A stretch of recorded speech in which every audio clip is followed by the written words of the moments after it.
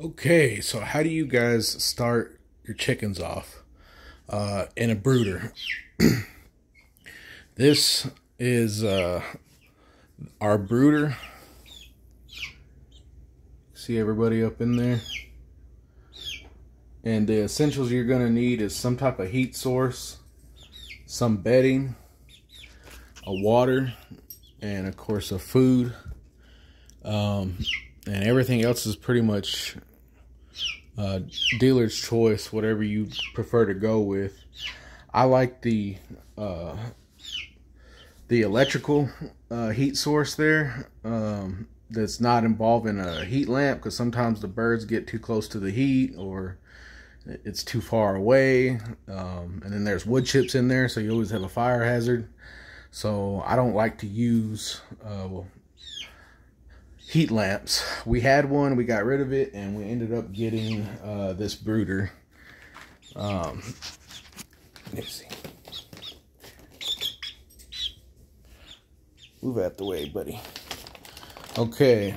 The next thing you're gonna need is some starter crumble. This one's medicated. It's got a higher protein content than their regular stuff to help them start out. And it is medicated. It's got your probiotics, essential oils, and everything else. Even it's got some stuff in there to help their poop not smell so bad. So we started them off on that. I actually moved them up to this brand, the Dumore, and it's a 20% protein on that one. The next thing they'll need is some chick grit. Helps with processed food. It's small particle size, and it's formulated with probiotics.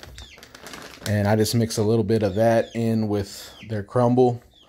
And then when they get about 3 weeks old, which is the size they are right now, they are gonna need a treat. So I got these insect trail mix, and they're able to eat these now. They love them, and so I've been giving them these so that they follow me around. And this is what I've been using to get their recall, so I can take them back into the coop when they're free ranging and stuff. And they're able to do this at 3 weeks. So, and then of course this is the bedding we use, just some wood chips, and then we also have play sand in there underneath the brooder. And this is the brooder that we bought to go in there. Producer's Pride. It's got a heater and a brooder, and these are the different ways. I mean, you can stand it up.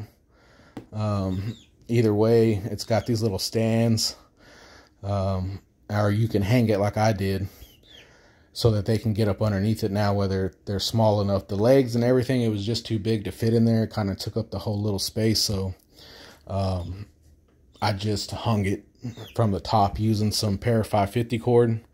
And these and zip ties will save you a lot of time if you have to rig something up with the top here, because at about a week and a half, 2 weeks, they're already able to jump and land on top of this thing.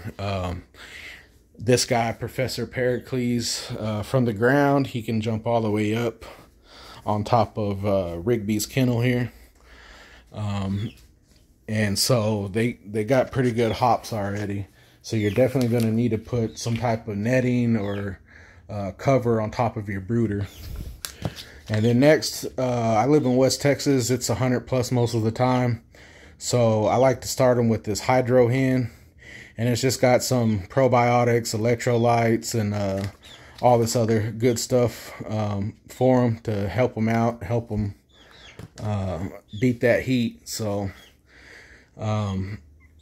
they do really well with that. They really drink the crap out of that water. You can just give them regular water, but I like to give them a little bit of a boost. And I think that they, retain the water better, and they put on weight quicker. I mean, these guys are easily, I would say, 3 times the size they were. I mean, they're doubling in size every week, pretty much. This guy's the biggest and the ringleader here. But they definitely growing a lot. So I think they said at 5 or 6 months they're broilers, so they're going to be putting on weight pretty fast. I'm just leaving them in here for a few hours at night after the sun goes down, and the sun don't go down till after like 10 p.m. So I'm fixing to take them back outside and let them run around in their outside pen and free range a little bit. But so for the most part, they're just in here at nighttime. And as long as they got something to do, they're usually pretty quiet.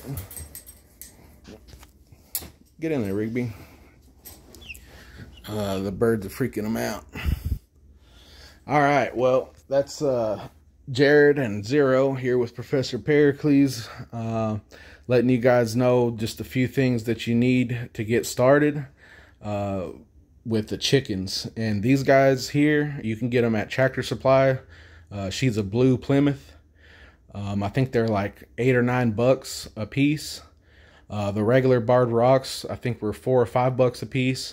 So the chickens themselves aren't expensive, but all the gear is. Like this thing right here is like $100 for this 40 or 50 gallon. I can't remember how big this tub is.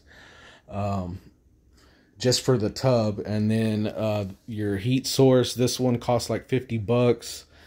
This chicken starter feed that you have to keep them on for like the first 17 weeks is like $9 a bag, depending on which one you get. And you're only getting 7 pounds, and that lasts them about a little under 2 weeks. So you can factor that in. And the bedding's pretty cheap. Just this bag of trail mix worms was like $26. The hydro hens like $12, and the chick starter grit I believe was like $7 or $8. So that stuff itself isn't too bad, but at about 17 weeks or whatever, they're definitely going to need a chicken coop or a chicken run or something outside. So you have to factor in the cost for that, the cost for your coop and everything else. But that's pretty much it. This is Jared and Zero here with Professor Pericles. Thanks for watching.